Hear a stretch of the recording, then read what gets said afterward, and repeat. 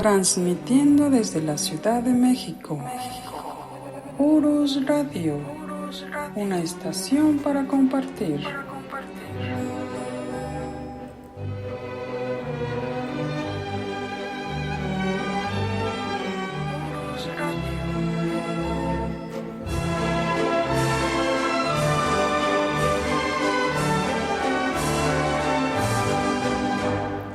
Hola, muy buenas noches, ¿cómo están, queridos amigos de Urus Radio? Aquí estamos transmitiendo nuevamente en vivo desde nuestra cabina. Estamos a 26 de octubre del 2020. Los saludos, soy Doris y pues bueno, también está aquí con nosotros el profesor Francisco Mendoza, que bueno, ya lo conocen ustedes. Y pues vamos a saludarlo. Profesor, ¿cómo está? Buenas noches. Licenciada, con el placer de estar aquí con usted y con todos nuestros amigos de Urus Radio un lunes más. Gracias de nuevo por acompañarnos. Pues el día de hoy vamos a continuar con el tema de la lucha por la independencia. Ya son muchos capítulos. Hoy es el número 30 y no sabemos si va a terminar. Profesor. Yo creo que no lo terminamos porque tenemos un compromiso con nuestros amigos de que vamos a platicar un poquito como las películas o algunas series, ¿no? Que cuando terminan la historia de pronto ponen unas letras donde dice qué fue de los personajes. Entonces nosotros ya terminamos la semana pasada con la consumación de la independencia, pero vamos a platicar qué pasó con los protagonistas, ¿sí? Y yo creo que nos vamos a llevar un par de programas, entonces sería como el epílogo de esta serie que bueno, que tanto nos ha gustado y que nos ha acompañado en esta temporada tan difícil para México y para el mundo, ¿no? Que es la pandemia. Perfecto, profesor, pues no importa. Hay muchos que ya como que nos han dicho que quieren otros temas, pero sí es importante saber qué pasó con esos personajes que lucharon en nuestra independencia. Sí, profesor. Bueno, y el tema que ya les prometimos a nuestros amigos será la Guerra de Reforma, y hay personajes de la independencia que estuvieron ahí. Entonces, se va a ligar un tema con el otro, no hay problema. Muy bien, también hay algunos de nuestros amigos que están pidiendo el tema de la Revolución Mexicana, que haga una serie. Híjole, sí, yo creo que esa serie sí sería todavía más grande. Yo me imagino que sería de unos 40 programas, porque es muchísima la información sobre la Revolución Mexicana. Afortunadamente, amigos, licenciada, afortunadamente, los historiadores han retomado ese tema y están apareciendo datos nuevos, historias de veras fascinantes. Pues yo me quedé un poquito, no atrasado, sino con historias, digamos, las más básicas, y tendría yo que buscar más información, porque de veras ha llegado a mis manos libros, revistas, artículos, los he confirmado y es una información, insisto, novedosa y pues yo creo que va a ser del interés de todos. Muy bien, profesor, pues vamos a saludar rapidísimo aquí a nuestros amigos que están en el chat. Como siempre nos acompañan Javier Quiroz, está también Axel Chávez, Iván Cos, está Eduardo de León, Pedro Ramírez, Orlando, está también Omar Eli, Abraham Zúñiga, Beto Holguín, Brian Guerrero, Jordán Pérez, Migdalia Cantú, hola Migdalia, Chío Medina, está Jonathan Llamas, bueno, ok, profesor, pues también queremos agradecer a todos nuestros amigos que están participando en el concurso de calaveritas histórico-literarias o histórica-literarias. Les invitamos amigos que pasen a nuestra página de Facebook y las lean. De verdad que se nota el ingenio del mexicano y hay unas, tremendas que igual llegan al alma. Y pues seguimos con los saludos a Tony Zavala, es de El Salvador y nos escucha en Atlanta, a Emilio Monroy Colines, de 13 años, bueno, tiene 13 años, Uriel Alexander Millán Lázaro, también de 13 años, y nos pide, bueno, le pide, profesor, hablar sobre el aborto en la época prehispánica y parto entre las mujeres indígenas. A Gabriel Parra, pues gracias, por tu, bueno, nos compartió una investigación sobre la historia de Regina. Esa no se la he pasado, profesor, pero bueno, ya, en unos días se la paso. También a Emir de Jesús Ochoa, también te damos gracias por el ofrecimiento, y bueno, él nos escucha en Toronto, Canadá. Saludos también a Elia Guadalupe Peña Morales y a su esposo Dayel Gerardo Rosales, que bueno, ahorita están pasando por una situación difícil, están separados por esta situación de la contingencia, y pues bueno, pronto estarán cerca. Y también saludamos a Axel López, es su primera vez en vivo. Profesor. Bueno, ahorita que comentaban sobre los abortos y partos en la época prehispánica, tenemos contacto con una excelente médico tradicional mexicana, la doctora Linda, que yo creo sería interesante invitarla un día a transmitir aquí en Urus Radio y hablar precisamente de la medicina tradicional mexicana. Que bueno, no hay que hacerla a un lado, de hecho es muy recurrida por todos nosotros. Yo lo he hecho, y la verdad que es muy funcional. Claro, no vamos a pedirles que dejen de ver a sus médicos, obviamente, sino que es una medicina alternativa. Entonces, yo creo que sería interesante armar un programa con la doctora y que nos dé antecedentes y técnicas, etcétera, ¿no? Pues sí, así estaría muy bien, profesor. Y pues, ¿qué le parece si comenzamos con el tema? Pues comenzamos. Yo solo quiero enviar así rapidito un saludo a la señora Blanca Lascurain, que nos escucha el día de hoy. Ella es descendiente de don Pedro Lascurain, que fuera presidente de la República, el presidente con el menor tiempo en el poder, 40 minutos, y que le tocó vivir la decena trágica. Fue la transición entre Madero y Victoriano Huerta. Ella es su descendiente y nos está escuchando el día de hoy. Un saludo para ella. Pues bien, así como comentamos hace rato, amigos, ya terminamos con la consumación de la independencia. Todavía hay detalles que platicar, claro que sí. Pero pues vamos a platicar qué fue de los protagonistas.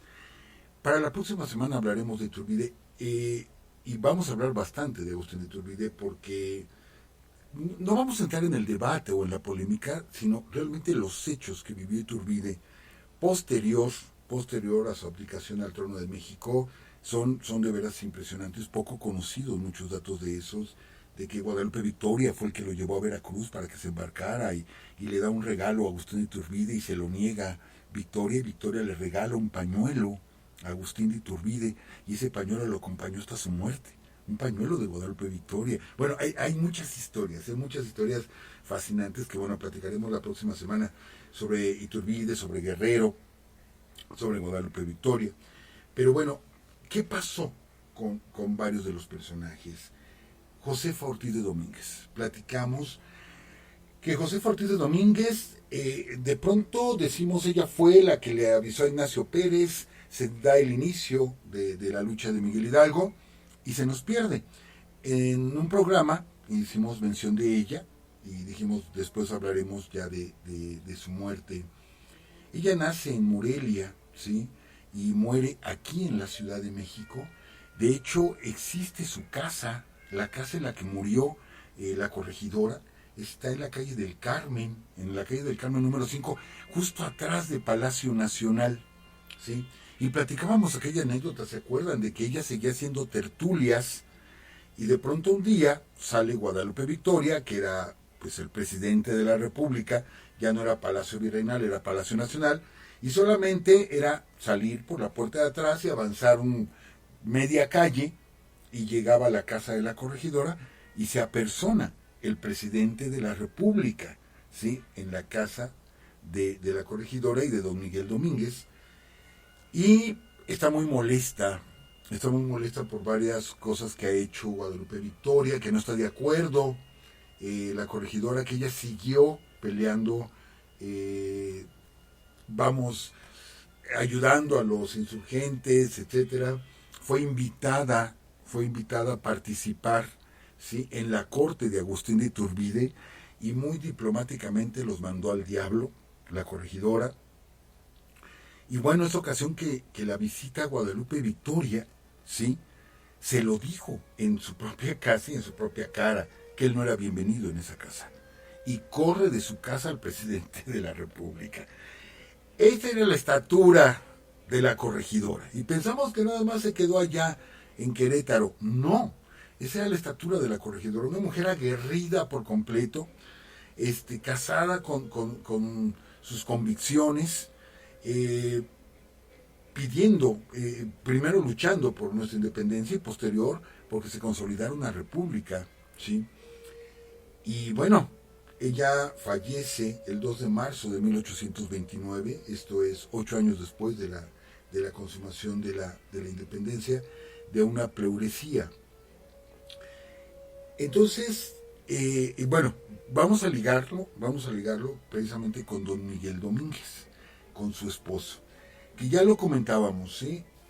La parte que mancha la vida de Miguel Domínguez es precisamente cuando él, que forma parte de esta junta subversiva para el virreinato, pero que no se dan cuenta, ¿sí?, las autoridades virreinales, que él forma parte de esta junta, entonces le dan la orden de detener a los involucrados, y él tiene que detener a sus propios compañeros, entre ellos a don Eleuterio González, lo detiene. Ya platicamos la vida de ellos, ¿sí?, de Emeterio y Eleuterio González.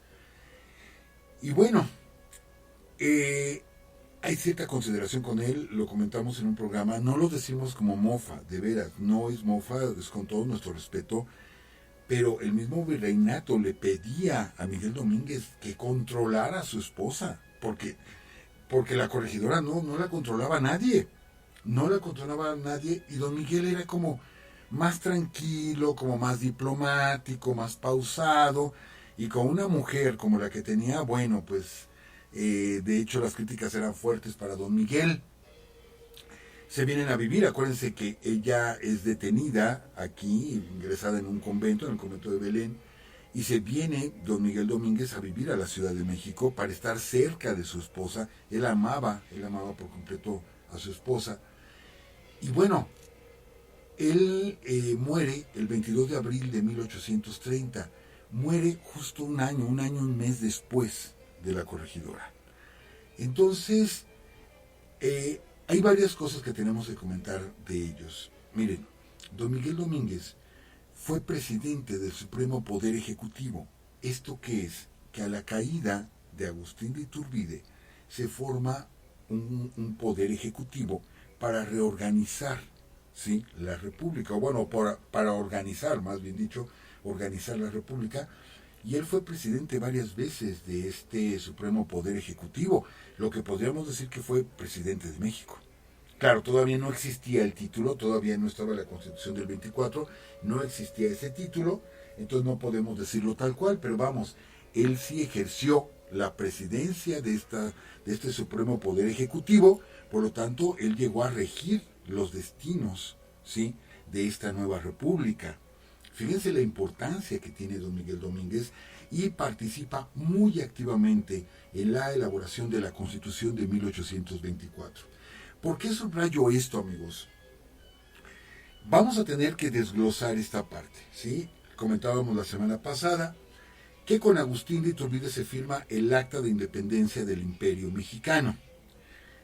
Y habíamos comentado que se reúnen Iturbide y Guerrero. Guerrero dice, es una república, e Iturbide menciona, tiene que ser una monarquía absoluta. En todos los demás puntos se ponen de acuerdo, pero en ese no se ponen de acuerdo hasta que después de varias cartas, intercambio de opiniones, lo que acordaron fue, ni tú ni yo, ¿qué te parece? Que sea de los dos, que sea una monarquía, pero que sea constitucional. O sea, que no va a ser absoluta, ¿sí? Y hay un monarca que pues, no va a haber una democracia. Hay un monarca y va a heredar a sus hijos el poder, pero se va a regir con una asamblea, pues, con diputados, ¿sí?, con un congreso. Entonces, esto no funcionó. ya vimos que no funcionó, el mismo Congreso se va en contra de Iturbide, Iturbide desconoce al Congreso, de eso vamos a hablar después. Entonces, renuncia, Iturbide se va de México y se queda, ¿sí? Se queda esta nación, se queda acéfala. ¿Qué sucede? ¿Sí? Que hay que conformar un Congreso que elabore una constitución que nos dé una identidad. Amigos, si nos vamos al aspecto legal, totalmente al aspecto legal, es cuando nace verdaderamente nuestro país. Es cuando nace México. Con la independencia nace el imperio mexicano, ¿sí? Pero el México que ahora conocemos, que somos una república, nace precisamente en 1824 y nace a raíz de la caída de Iturbide, del plan de Casamata, y que aquí intervienen personajes muy importantes como Guadalupe Victoria, como Antonio López de Santana, ¿sí? Y como Miguel Santamaría, del cual vamos a hablar también. Entonces ahí nace México realmente como una república en la Constitución de 1824. Pues uno de los cerebros de esta Constitución es precisamente don Miguel Domínguez, el esposo de la corregidora, ¿sí? Don Miguel Domínguez muere en abril, les digo, de 1830, muere de 74 años de edad. Y posteriormente sus restos es enterrado en el panteón de, si mal no recuerdo, en Santa Paula. Y sus restos posteriormente son recuperados y son llevados a Querétaro y está en el panteón de queretanos ilustres, ¿sí? Bueno, eso se dice. Creo que en Santa Paula quedó la corregidora y en el panteón de la Villa, en el panteón del Tepeyac, queda don Miguel Domínguez.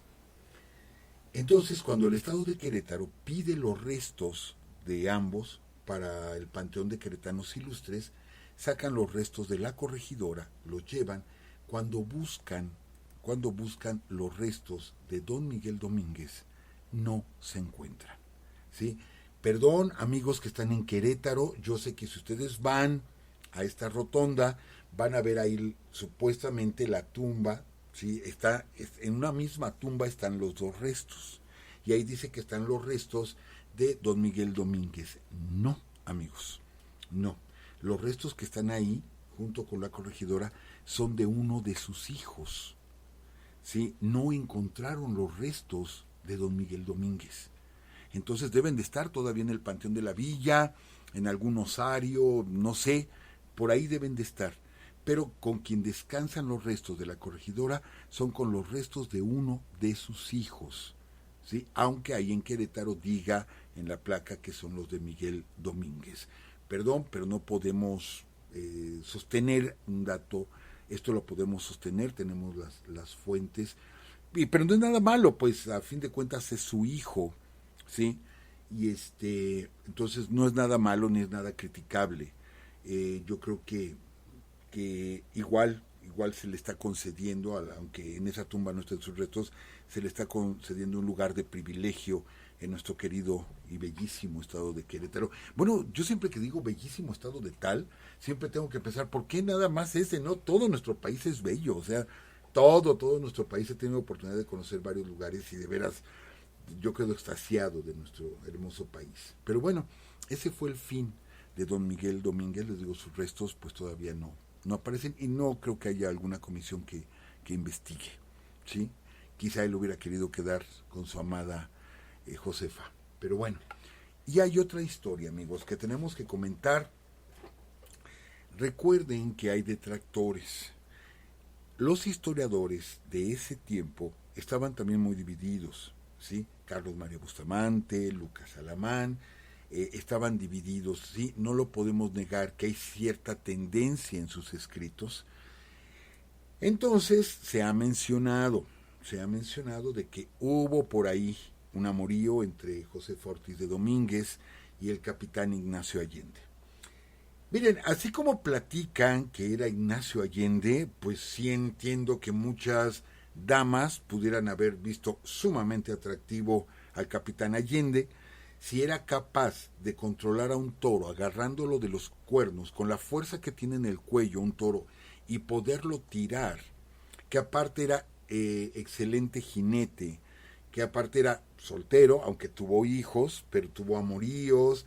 Y bueno, sabemos de que varias damas sí estaban como prendadas del atractivo físico del capitán Allende. Entonces la ligan con la corregidora y se ha dicho que la tercera hija que tuvo la corregidora era precisamente del capitán Allende. Nosotros aquí en Urus Radio no ocultamos, damos la información y bueno, hemos dicho, esto se ha dicho, ¿sí? No vamos a ocultarlo. No hay pruebas definitivas de ello. Lo que sí, al parecer, es que no era un romance con la corregidora, sino con una de sus hijas, de las hijas mayores de la corregidora, es con quien tuvo un romance o un probable romance el capitán Allende. Pero les digo, mucho se ha escrito de esto, desde el lado de los detractores, desde el lado que los apoyan, y se volvió como una especie de chisme. Pero ahorita pues no tenemos ninguna fuente, ni para un lado ni para el otro. Y como decimos en México, las leyes en México, todo el mundo es inocente hasta que no se le compruebe lo contrario. Pues son inocentes el capitán Allende y la corregidora hasta que no se demuestre lo contrario. Pero bueno, este fue el fin de ambos personajes. Otro gran personaje que yo creo que le sobra el nombre de Leona, porque el nombre se lo ganó por sí misma. O sea, si no se hubiera llamado Leona, de todos modos le hubiéramos tenido que decir era una leona. Así definitivamente que es la gran Leona Vicario. ¿Qué pasó? Bueno, pues ella se indultó. Sabemos la situación tan precaria en la que vivía. Sabemos que tuvo que dar a luz en una cueva, ¿sí? Y no les queda otra que indultarse. La independencia estaba perdiendo fuerza, eran pocos los que la sostenían, y de todos modos no deja de ser una dama. Yo con esto no estoy siendo discriminador con las mujeres, pero en ese caso de tener hijos de brazos, de estar encinta y dar a luz en una cueva sin ninguna atención, etcétera, caray, pues yo como esposo, yo como Andrés Quintana Roo diría, ¿qué estoy haciendo aquí? ¿Sí? Tengo que velar por ellos también. Yo sé que muchos dieron su vida y se los agradecemos mucho, pero también llegar a ese extremo también es respetable que en un momento digas no, tengo que ver por mi mujer y por mis hijos. Entonces yo sinceramente no critico que se hayan indultado, ¿sí? Pero bueno, después del indulto viene la independencia y fíjense amigos, yo cuando estuve en la escuela primaria, la escuela secundaria, no se hablaba de Leona Vicario, únicamente era José Ortiz de Domínguez y mínimo, y de Leona Vicario no se hablaba. Pues yo estuve escolar en los años 70, 70s y 80s en la secundaria, entonces para mí fue nuevo cuando empecé a descubrir este extraordinario personaje, ¿sí?, de Leona Vicario. Cuando termina nuestra lucha por la independencia, ¿sí?, y siendo ya presidente Guadalupe Victoria, amigos, Guadalupe Victoria, no Iturbide, ¿sí? Ahorita vamos a ver cómo se hizo una división ahí. Guadalupe Victoria promueve que se le regrese o que se le indemnice por todas las pérdidas. Acuérdense que Leona Vicario era una mujer que tenía una herencia muy cuantiosa y que toda la dio por la lucha por la independencia. Y efectivamente el gobierno de México, para resarcir un poco el daño que ella sufrió, le entrega una hacienda, la hacienda de Ocotepec, y le entrega 3 casas, de las cuales ella vivía de las rentas, ¿sí? Es considerada, Leona Vicario, la primera mujer periodista en México, y por ahí hay un debate tan interesante con Lucas Alamán, que bueno, lo pone pinto a Lucas Alamán, y con un nivel, que caray, mis respetos, estuve leyendo los escritos de Leona Vicario, y caray, mis respetos, y ponerse al tú por tú con Lucas Alamán, que también el señor será conservador, pero mis respetos también para Lucas Alamán, definitivamente, fue un gran político, como lo he dicho en otras ocasiones con algunos otros personajes. Lástima que bueno, en algunas ocasiones no estuvo del bando adecuado, ¿no? Pero sí fue un gran político, don Lucas Alamán. Y bueno, ella muere el 21 de agosto de 1842, ¿sí? Muere de 53 años de edad, doña Leona Vicario. Pero, ¿qué creen? Sí, que ella es la única mujer en la historia de México, ¿sí?, que sus funerales fueron funerales de Estado. Amigos, funerales de Estado estamos hablando como los presidentes, que van una guardia de honor, que etcétera. O sea, ese es un funeral de Estado, ¿sí? Bueno, pues es la única mujer en la historia de México que se le ha hecho un funeral de Estado, precisamente en el año de 1842, ¿sí? 4 días después de su muerte, y ella fue declarada por el Congreso de 1842, fue declarada benemérita y dulcísima madre de la patria. Me gusta el título, sí, es muy romántico, es la época del siglo XIX, ¿sí? Pero me gusta el título, ¿sí? Benemérita y dulcísima madre de la patria, Leona Vicario. Y lástima, fíjense, les digo, yo no la conocí, yo la conocí ya joven, porque en la escuela no nos enseñaban de Leona Vicario, siendo la única que ha tenido un funeral de Estado. Pues qué triste, ¿no? Que se haya olvidado por tanto tiempo. Afortunadamente ahorita hay varios novelistas y varios historiadores que han buscado y han escarbado en la vida de doña Leona y tenemos cada vez más datos acerca de ella. Pero ¿qué pasa con don Andrés?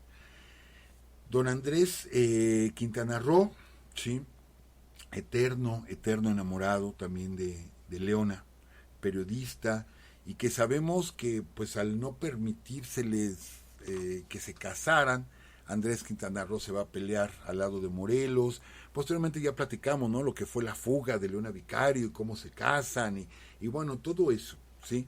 Y Andrés Quintana Roo pues fue secretario particular de don José María Morelos. Don Andrés Quintana Roo muere en 1851 de 74 años de edad. Ya muere un poco grande, sí, don Andrés Quintana Roo, pero si se fijan muere 9 años después que doña Leona, ¿sí? Ellos vivían en la calle de Brasil, número 37, aquí en el centro de la ciudad. Brasil 37 era la casa donde vivía don Andrés y doña Leona Vicario. Y bueno, él se cambia de casa y se va a vivir a la casa que todavía existe de Venustiano Carranza, ¿sí?, número 153. Esto es en el barrio de la Merced, ¿sí?, con muchos comercios y todo. Es una casa muy sencilla.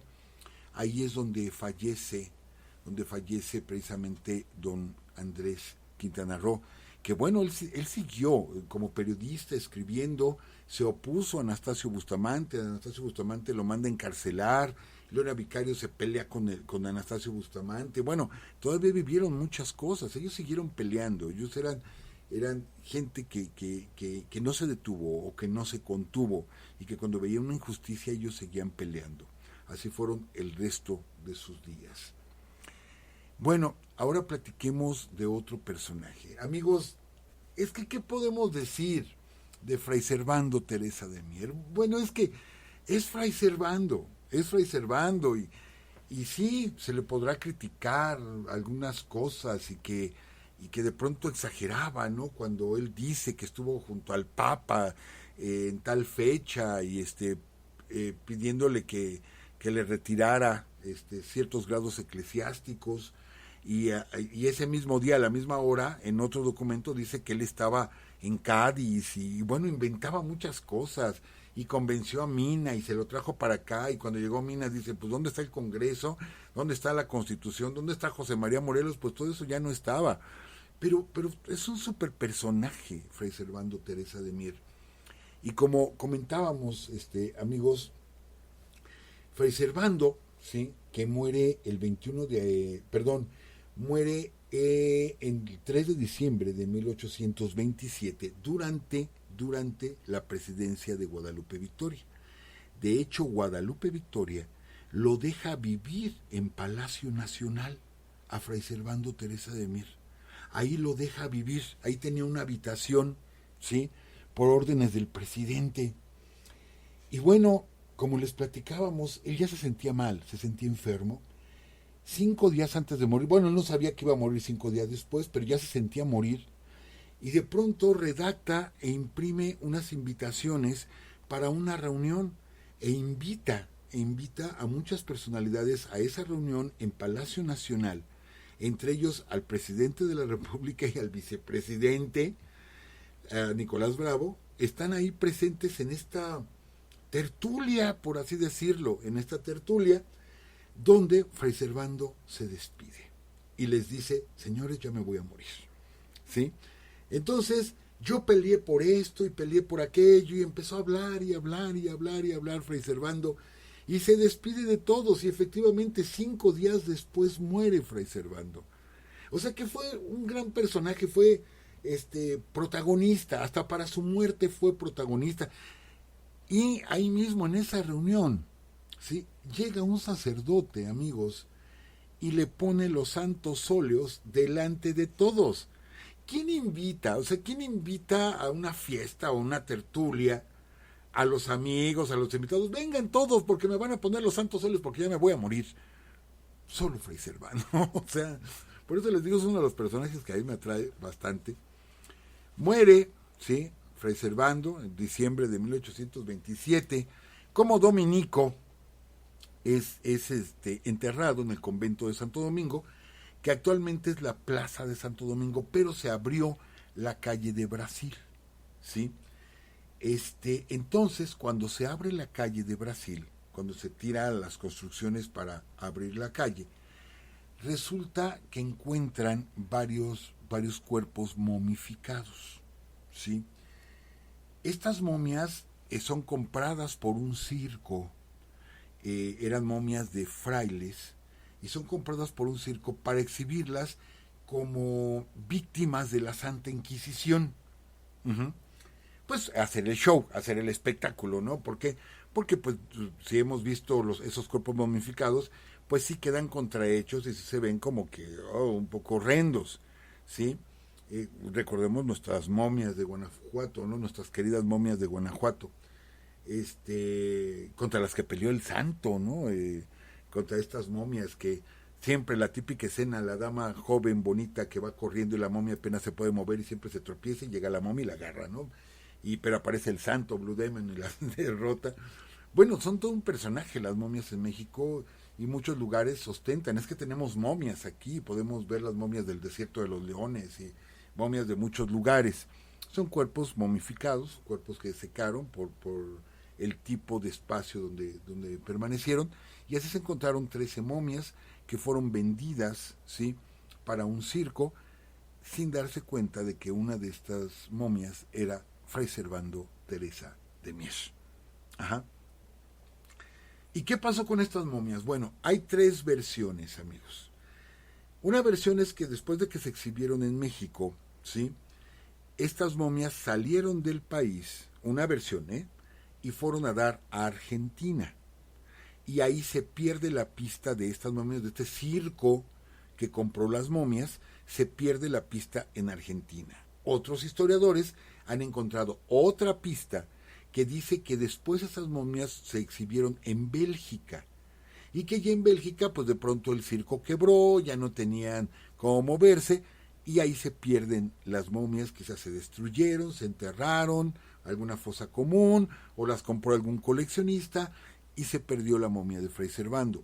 Y hay una tercera versión que dice que esas momias no salieron del país y que fueron recuperadas por religiosos de Cholula, y que actualmente que se exhiben, les digo porque son muchos lugares donde se exhiben momias, que actualmente esas momias, y debe de estar entre ellas la de Fray Servando, son momias que se exhiben en un convento de Cholula, de nuestro estado de Puebla, que vamos, no tienen como que acceso hacia el público de cobro y todo esto, sino que las tienen como pues parte de su acervo de los conventos, y que una de estas momias es muy probable que sea Fray Servando. Pero, ¿qué conclusión tomamos de esto? Sabiendo la vida, conociendo la vida de Fray Servando, de cuántas cárceles escapó, estuvo en San Juan de Ulúa, estuvo en conventos, se escapó brincando paredes, rompiendo barrotes con cegueta, se escapó todo el tiempo Fray Servando. Fue una vida azarosa, por completo azarosa, ¿sí?, que después de muerto, ¿sí?, no se sabe dónde quedaron sus restos, y digo, sí, ese era Fray Servando. hasta en su muerte, caray, hasta en su muerte no se sabe dónde anda el señor, ¿sí? No se sabe dónde está, y yo creo que ese era su destino. Quizá el destino de Fray Servando no hubiera sido, quizá no le hubiera gustado, pues que me dejen en un nicho ahí metido en la columna de la Independencia o en la catedral. Yo no quiero estar así, yo quiero andar por todas partes. Yo creo que eso hubiera sido su deseo de Fray Servando, no lo sé, nunca lo mencionó, pero pues si alguna injerencia tiene el difunto en sus restos, pues sí, era Fray Servando Teresa de Mier y se pierde por completo y no sabemos dónde anda. ¿Sí? Ahí sí, con todo respeto, pues qué bueno que así terminaron sus restos, siendo como él fue en vida. Amigos, la historia que vamos a platicar ahora, ¿sí? Es una historia muy triste. Es una historia muy triste por el contexto, por el marco de todo esto, ¿sí? Platicábamos que en agosto de 1821 llega el último comandante o jefe, ya no tenía el título de virrey, aunque para nosotros era virrey. O sea, solamente le cambiaron el título, pero él venía en nombre del rey de Fernando VII a gobernar aquí. Le habían cambiado el título porque lo ordenaba la Constitución de Cádiz, ¿sí? Pero pues sería el último virrey, y así lo conocemos en la historia de México como el último virrey de la Nueva España, don Juan O'Donojú, que se entrevista con Agustín de Iturbide y en los tratados de Córdoba reconoce el plan de Iguala. Ya platicamos la semana pasada cómo se reúne con Novelo aquí en la hacienda de La Patera, y decide entregar el virreinato a Agustín de Iturbide. Platicamos de la entrada del ejército trigarante, entrada triunfal ese 27 de septiembre de 1821, y que hay dos versiones, que llegaron juntos O'Donojú e Iturbide, que O'Donojú lo estaba esperando abajo del Palacio Virreinal y subieron juntos al balcón, y otra que dice que no, que ya estaba en el balcón O'Donojú, ahí subió Iturbide, vieron el desfile del ejército trigarante, de ahí se fueron a Catedral, y así, muchas gracias, se acabó, que le vaya a usted muy bien. Hasta ahí quedó la historia la semana pasada. Bueno, ¿qué pasó con O'Donojú? ¿Sí?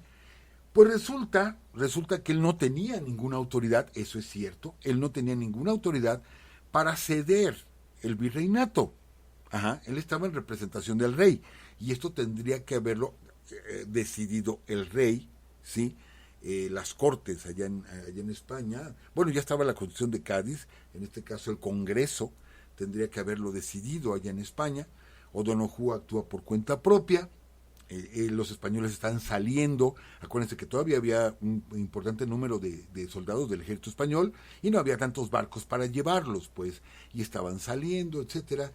Cuando estamos hablando de que el 27 de septiembre del 21 él estaba en el balcón, ¿sí?, del Palacio Virreinal, que en ese momento se convirtió en el Palacio Imperial. Cambió de nombre, en el Palacio Imperial, y resulta que el 8 de octubre, amigos, sí, cuéntenle ustedes, 27 de septiembre, 27 de septiembre al 8 de octubre, estamos hablando de 12 días, 12 días, amigos, muere O'Donojú.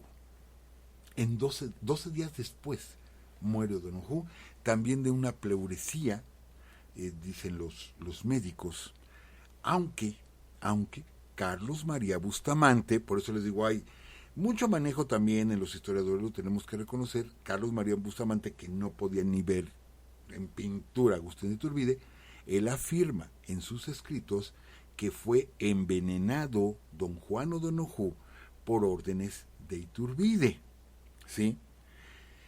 Eso afirma Carlos María Bustamante, pero volvemos a lo mismo. Nadie es culpable hasta que no se le demuestre lo contrario. Entonces no se ha podido comprobar. Para esto quizá la medicina forense actual podrían conseguir los restos de O'Donojú, hacerle algún examen a sus restos óseos y quizá pudieran encontrar algo. No se ha hecho. Desconozco yo, sinceramente, dónde están los restos de O'Donojú, aunque sí, fue enterrado en Catedral. Bueno, no enterrado, fue metido en un nicho en Catedral.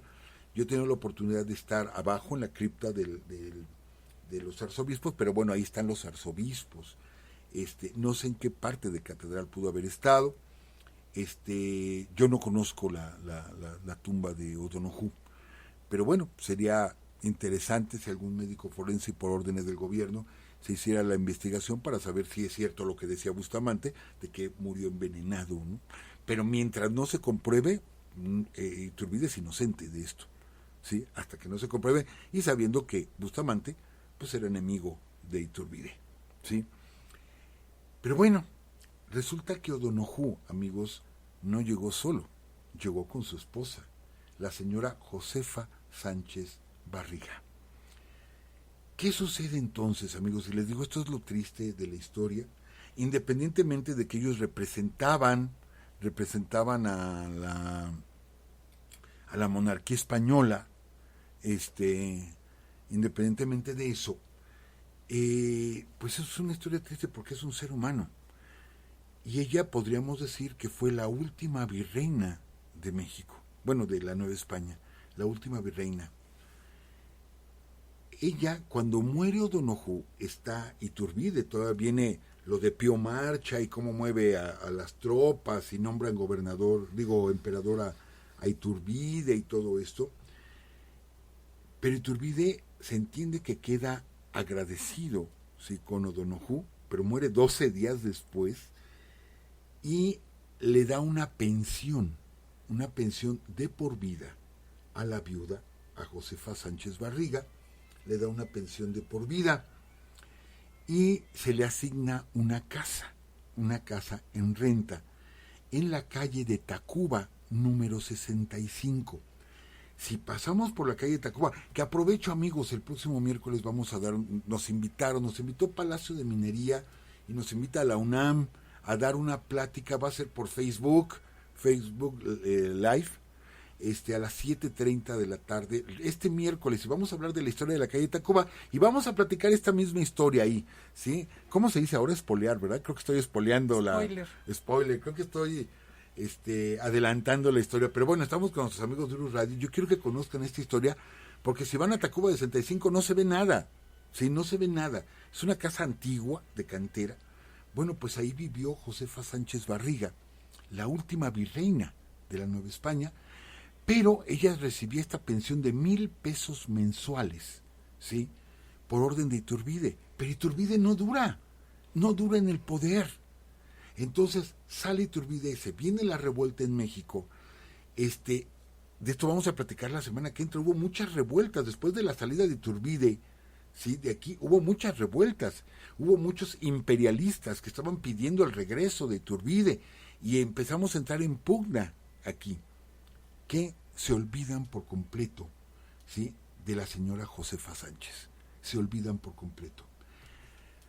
Bueno, pues ya que se medio asienta la República con la Constitución y todo esto, pues ella va y pide la pensión y le dicen, pues lueguito, es que mire, tenemos muchos gastos, es que venía la amenaza de reconquista por parte de los españoles, la expedición de Barradas en el 29, etcétera.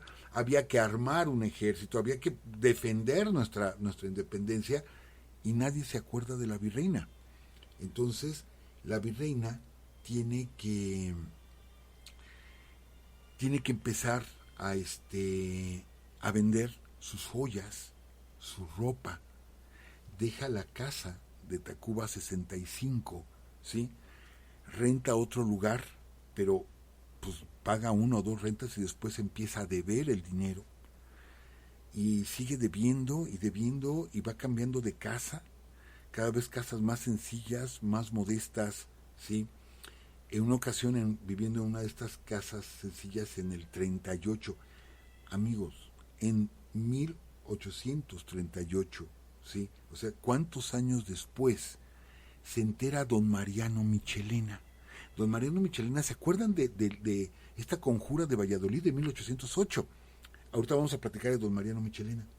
Él sobrevive, ¿sí?, y forma parte del gabinete de Anastasio Bustamante.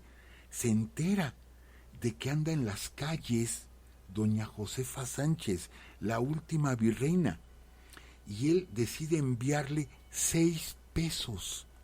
Lo que traía en la bolsa don Mariano Michelena, se compadece de la virreina, mete la mano en la bolsa y dice, llévenle este dinero y díganle que yo voy a negociar una pensión para ella, ¿sí?, porque nos olvidamos de ella. Y efectivamente llegan y le dan los 6 pesos y ella le agradece o le envió un mensaje agradeciéndole a don Mariano Michelena que se haya apiadado de ella. Dice, con esa pensión puedo salir adelante de 500 pesos mensuales, la cual nunca llegó. ¿Sí? Lo que es curioso, amigos, decimos, la calle de Tacuba 65. Ahí vivió un tiempo, es una casa muy grande, ahí vivió un tiempo y ahí murió, pero murió en la puerta. Sí, murió en la puerta de esa casa, anduvo en varias casas, en casuchas, en la calle, y murió afuera de la que fue un día su casa. ¿Sí? Ahí muere precisamente la última virreina de la Nueva España, completamente olvidada y en la indigencia. Fíjense nada más qué historia, haber llegado, ¿sí?, en agosto del 21 siendo la virreina, nada más y nada menos. ¿Y cómo terminó sus días? ¿Por qué no regresó a España? Porque Fernando VII dijo que lo había traicionado O'Donoghue y que, bueno, los iba a perseguir, o sea, de hecho persiguió a su familia. O'Donoghue no podía salir de aquí, porque donde fuera, si intentaba salir lo paraban. Acuérdense que los españoles primero estaban en San Juan de Ulúa todavía, pero bueno, ahí no podían haber hecho gran cosa, pero estaban en Cuba. Por eso Iturbide quería tomar Cuba, porque los españoles tenían bloqueado el Atlántico, el Golfo de México lo tenían bloqueado. ¿Sí? De hecho, la expedición de Barradas se pensaba al principio que iban a atacar por Yucatán, y de hecho se forman 5 ejércitos, por así decirlo, esperándolos en diferentes puertos del Atlántico, porque ellos tenían control de todo el Golfo de México. Entonces, si O'Donoghue hubiera intentado salir, lo matan. No podía salir ni él ni su esposa. Y fíjense cómo murió. Murió en la calle, en la puerta, ¿sí?, de su casa en Tacuba 65. La última virreina de México. Bueno, de la Nueva España. Triste historia. Pero bueno, don Mariano Michelena, que ahorita lo mencionábamos, él ya muere grande, él muere de 80 años de edad. Sí, él muere hasta 1852. Él es del 72, de 1772, y muere en el 52, de 80 años, o sea, ya más grande que todos. Don Mariano Michelena, ¿sí? Él descubre en la conjura, dije hace rato 1808, no es cierto, 1809. Es cuando se da la de 1808, la de Primo Verdad y Fray Melchor de Talamantes, y la de 1809, lo dije mal hace un momento, es la de Valladolid con Mariano Michelena, que sabemos, y hay muchas fuentes que así lo afirman, que Iturbide fue el que los traicionó. Detienen a Michelena, pero así como que no hagan ruido, y lo soltaron. Pero cuando se inicia el levantamiento de Hidalgo, dijeron, no, a ver, ustedes son peligrosos, que lo encierran, que lo exilian a España, y allá estuvo hasta 1821, toda la lucha de independencia, él estuvo exiliado en España. Cuando se da la independencia, se regresa inmediatamente, ya ahora pues para México, pero llega y es contrario al imperio de Iturbide, ¿sí? Pero amigos, él fue de los iniciadores de nuestra emancipación en 1809. Él se dedica a ser diplomático. De hecho, México lo nombra, el gobierno de Guadalupe Victoria lo nombra representante ante el Congreso de América. El Congreso de América fue un congreso que organizó Simón Bolívar y puso como sede Panamá. Entonces ahí se reunió la Gran Colombia, Perú, Bolivia creo que no fue, Brasil no fue, Estados Unidos mandó un representante, México mandó otro representante, porque la idea de Simón Bolívar era formar todo un país, ¿sí?, de este continente. Entonces México nombra a don Mariano Michelena para que vaya a Panamá. O sea, Michelena se dedicó a viajar representando a México, ¿sí? Pero en uno de esos viajes, ¿qué creen que se trajo? Yo sé, amigos, que varios de ustedes van a aplaudirle a don Mariano Michelena. Yo no tanto, claro, no estoy en contra, pero yo no tanto, porque ahí les va. Porque don Mariano Michelena es el que trae la planta de café a México, ¿sí? Él tenía una hacienda en Uruapan, y él es el que trae la planta de café y la trae de Yemen, ¿sí? De África. No, perdón, Yemen es Arabia. De allá consigue él plantas, las trae, las siembra en Uruapan, Michoacán, y se dan, y de ahí se empieza a disgregar el café. Gracias a él lo tenemos, a don Mariano Michelena. Por eso, amigos, que a ustedes les gusta mucho el café, pues se lo debemos a un prócer de nuestra independencia, el café aquí en México, que tarde o temprano hubiera llegado. Bueno, estas historias, ¿no? Como me acuerdo que a algunos amigos les gustó mucho el detalle cuando les platicamos de dónde surge el chicle y cómo Santana es el que lo da a conocer y el presidente Adams es el que lo toma y tiene la idea de ponerle sabor y todo esto, y son los chicles Adams, pero viene por Santana y es un producto de nuestro querido sureste, ¿sí? Yo ya tuve oportunidad, amigos, déjenles presumo, alguna ocasión que fui para allá, me regalaron un pedacitito del árbol del chicle, ¿sí? Lo cortaron, lo rebanaron y me lo dieron a probar, y yo no mastico chicle comúnmente, pero sí, me lo eché a la boca y estuve buen rato mastique, sí, nada más faltaba el saborcito ese que se le acaba luego a las pastillitas, pero yo estuve mastique chicle, y sí, del árbol, o sea, a mí me lo dieron un pedacitito del árbol, ¿no? Entonces, pero bueno, estas historias de nuestros alimentos, bueno, pues el café lo trajo don Mariano Michelena, ¿sí? Son los datos que hasta ahorita tenemos, y les digo, él fue diplomático mexicano y fue de los iniciadores de la independencia, y cuando participó en el gobierno, también estuvo con Anastasio Bustamante, cuando sabe la historia de la virreina, y donde le envía 6 pesos, que era lo que tenía en la bolsa esta mujer, que de hecho dicen que de lo que vivía, se me olvidó decirles eso, ya nada más era, comía, no me acuerdo qué era lo que comía, que era lo único que había para comer. Sí, creo que tortillas, era el único que comía tortillas duras. Pero bueno,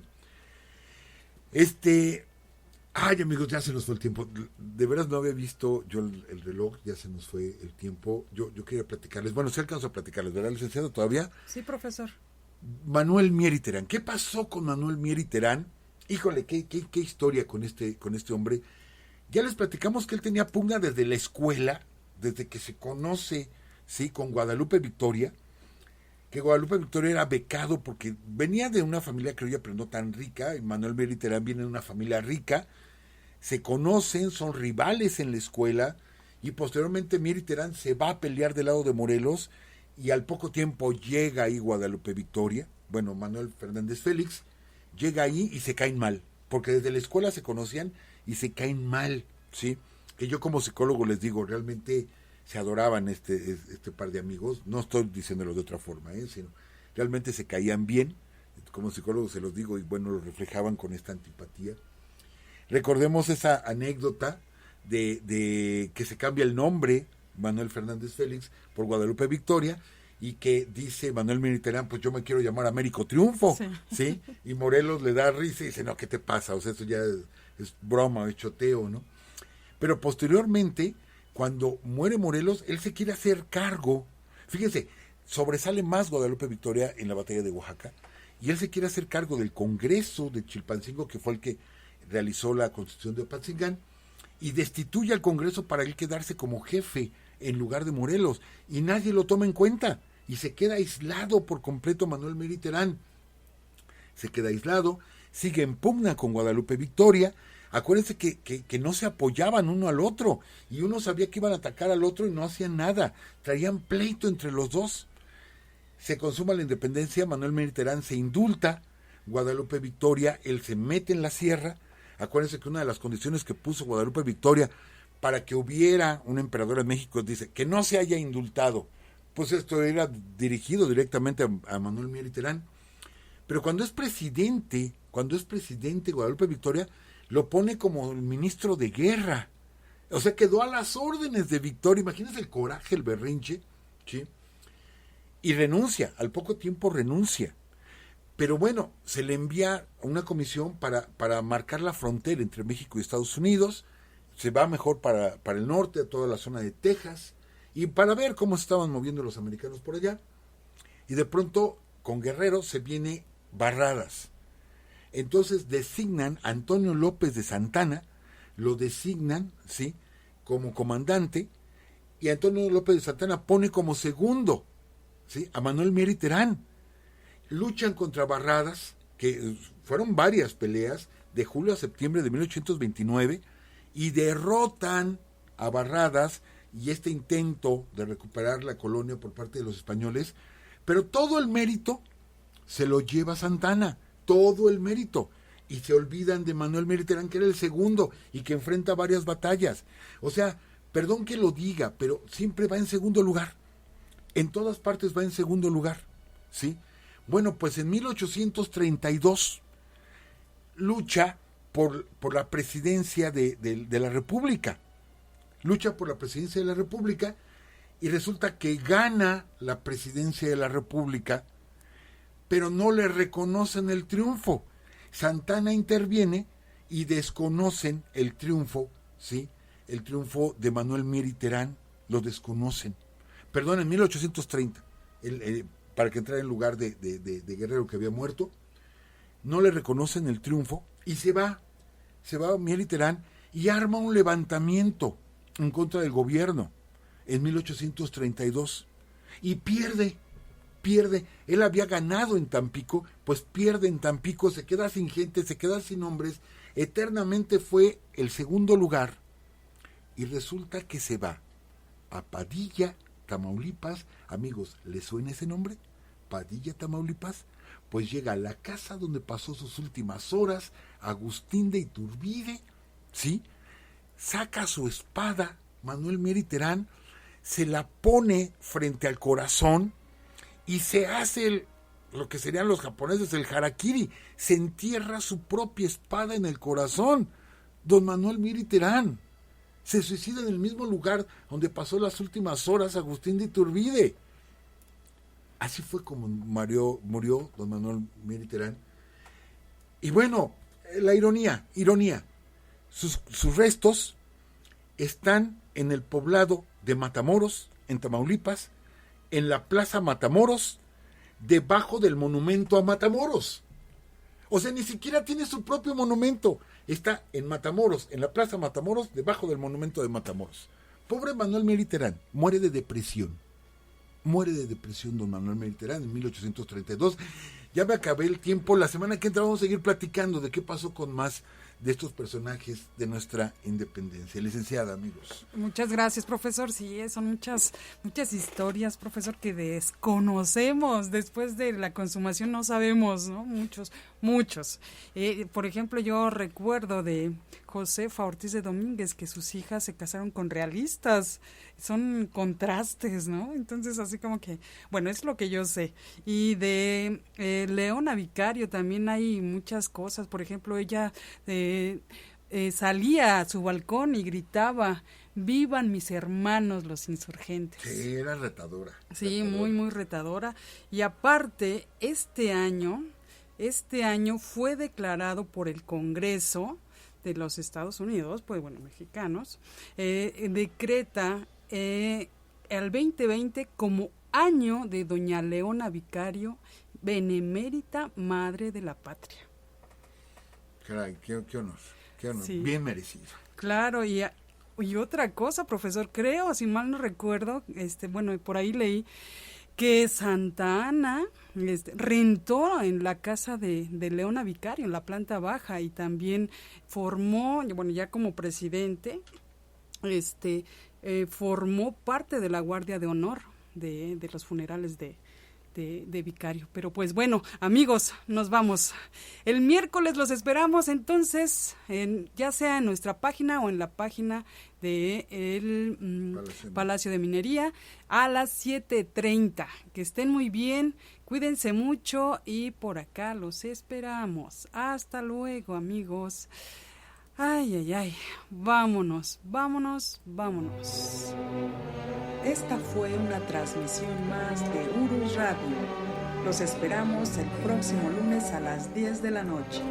Hasta entonces.